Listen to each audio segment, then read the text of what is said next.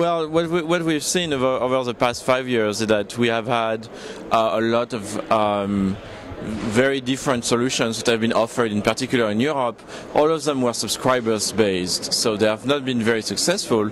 What we have been doing is embracing the free-to-air type of solution. So the end user doesn't have to pay at all, just captures the signal over the air and just plays it on the phone. So what we are offering here in Barcelona is a solution that has been very successful in China, in Southeast Asia, in Latin America, in other countries of the world, except for Europe, because Europe is shutting down analog right now. But we have sold about 25 million units in 15 months. If you compare this to DVB-H or DVB-T, DVB-H in Europe is less than 2 million units. So we can measure success against this type of solution.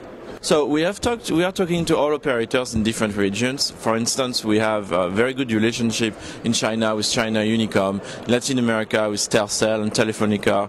And what we've been telling them is, yes, free-to-air is not easy to embrace, because how do I make money out of this? And basically what we've seen, in particular in China and in Thailand and Vietnam, is that there was two things. Number one, the usage of the phone for voice and SMS was increased significantly. We have surveys. And second, the ASP, which is the price for the phone, was higher. If you have a phone without TV and the same phone with TV, it was about $30 higher. So there is something that the operators like, is the subsidy. They would like to reduce their subsidy and increase their data traffic. So we've been able almost to prove them that there is something about free TV. Now, one thing also that is very important is that by having a free feature, what you do is educate the customer. Once the customer is educated, then you can think about monetizing.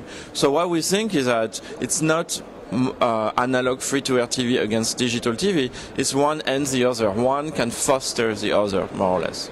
Well, right now, what we think is that we want to push. We have several applications that are not really 3G, but that are tied to data. For instance, SMS or TV guide or things like this. It's just if an end user uses an SMS while watching a football game, for instance, and says, "Oh, did you see that goal?" and then exchanges several SMS with one of their friends or several of their friends, then data traffic happens. Then obviously you have the TV guide.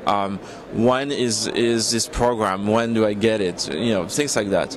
As far as 3G is concerned, I don't think that television, besides streaming video over 3G, is going to benefit from a mobile TV type of application.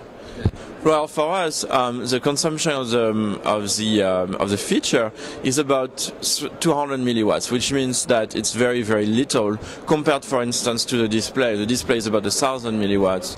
A typical media flow solution is much more than that. It uses a lot of resources on the processor. So we are not taking much resources. We are taking about half of video playback. On a battery, on a regular battery, like a 1,000 milliampere hour battery, we are about 4 to 5 hours of continuous viewing time, and you still have time to make a phone call.